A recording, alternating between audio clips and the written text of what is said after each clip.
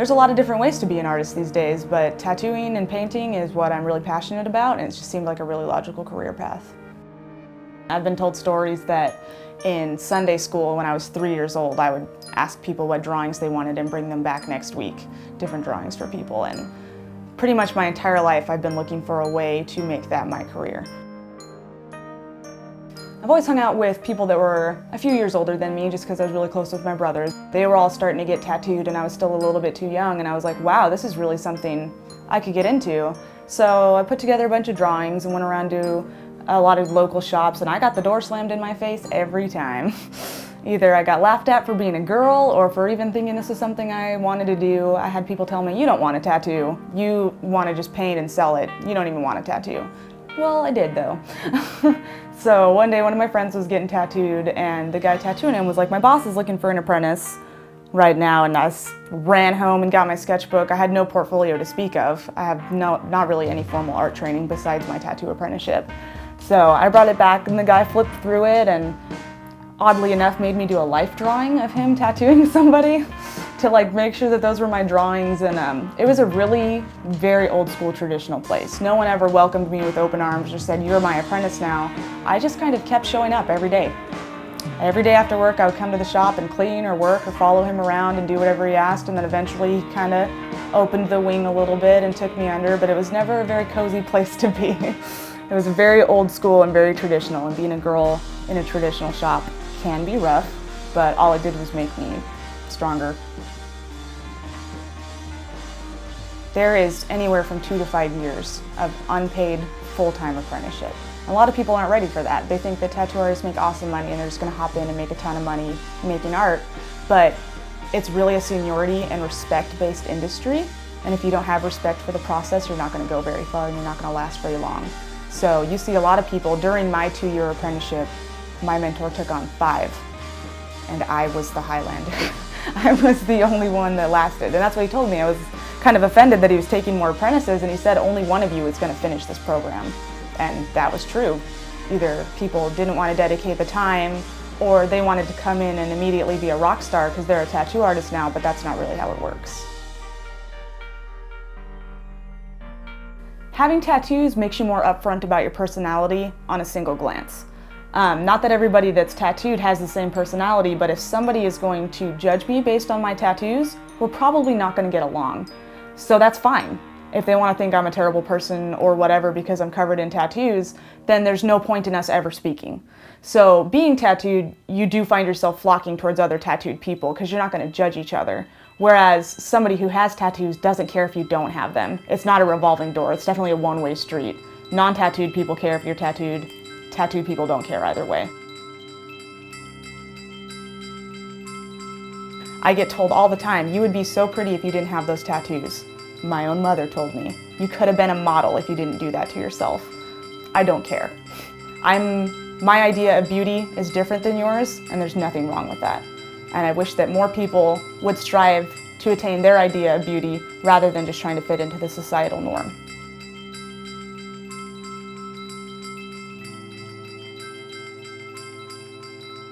If you haven't had to live the life of being a heavily tattooed individual that you can cover with a jacket, you're not ready to walk around every day with a tattoo on your neck. Because it does change your life. It changes the way that people treat you. And no amount of reasoning will tell me that an 18-year-old is ready to deal with that and has lived enough life to know that they want to be visibly tattooed for the rest of their life. I have been kicked out of places for no reason.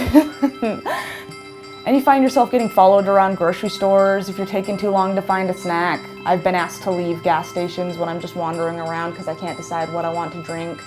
Everybody's always like, oh, finding a job, but even finding an apartment, you know? Landlords are much more likely to choose the clean-looking couple to the mohawk tattooed girl with the pit bulls. So I've got to wear a beanie and cover my neck tattoos and put my septum ring up and basically lie about my appearance to be treated like a regular person sometimes.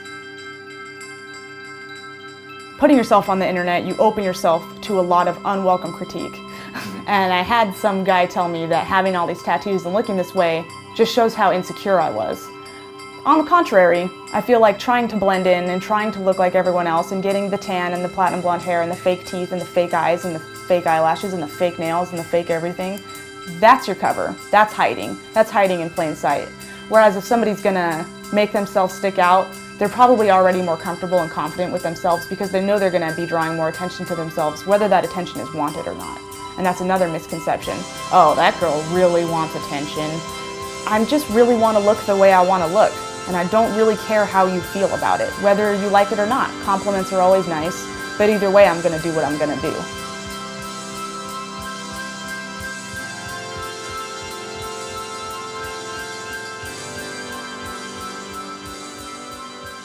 Yes, the internet is crucial to what I've done. I would have not have been able to make a name for myself and make a business out of my art as fast as I did if it was not for the internet and not for the community on Tumblr and DeviantArt and things like that, where you really can put yourself out there, and if you work hard at it, you can really promote yourself really well for free. Because starting a business takes a lot of money, and when you're 18 years old, it can be difficult, but with something like the internet, you're marketing, making products, fake it till you make it. In this day and age, if your company does not have a Facebook, your company does not exist. A web presence is crucial to any company surviving right now. And so on the Facebook, I do keep it very professional. It's just here's a way to find me and my contact information and some examples of my work. Whereas on something like a blogging site, you can kind of get more personal with it. It's kind of like I'm putting it out here, take it or leave it. I still try to keep it pretty friendly, but I will be a little bit more outspoken and opinionated on a blog site than I would on kind of more of a professional web page, even though Facebook isn't professional. Well, I use two different sites that are very different. I use Redbubble, which is kind of considered a third-party manufacturer. All I have to do is upload my artwork and they do everything else. They do the manufacturing, they do the shipping, they take care of the customer in every way, and they can provide a way wider array of products than I could on my own, just because of the capital that goes into making those kinds of things. And so that's great to be able to offer things like iPhone cases and t-shirts and sweatshirts, things that I just can't manufacture myself at the moment, but you make substantially less money off of it.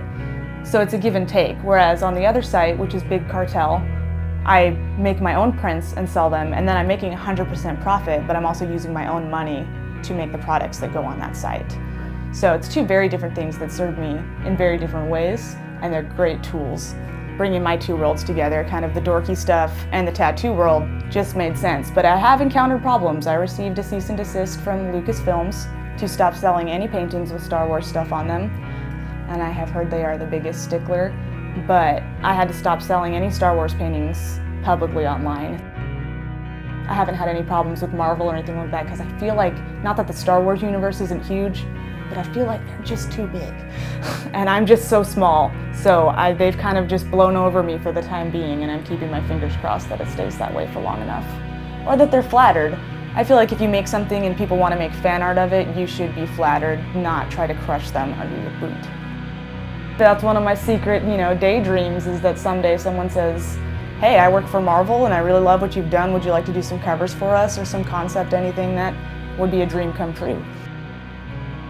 It's definitely very interesting to kind of start getting some roots in the comic book world, because you see things like Fables and stuff where the covers and everything are illustrated by fine artists who've never done comic book art before, but they're still working in the comic book world, and that's kind of a fantasy for me, is even though I've never been a comic book artist, to creep into their world a little bit. I think that crowdsourcing has always been an amazing tool, and to crowdsource talent for anything, you're just going to get a bigger pool to draw from, more diverse talent. There's just nothing but good stuff to come from that. And fan art is a great tool for drawing people in. Someone's searching Supernatural because they like the TV show, and then all of a sudden they find my art, and they're like, oh, Then they go to my blog, and then they see more of my art. So fan art is a great jumping off point to get people to find you.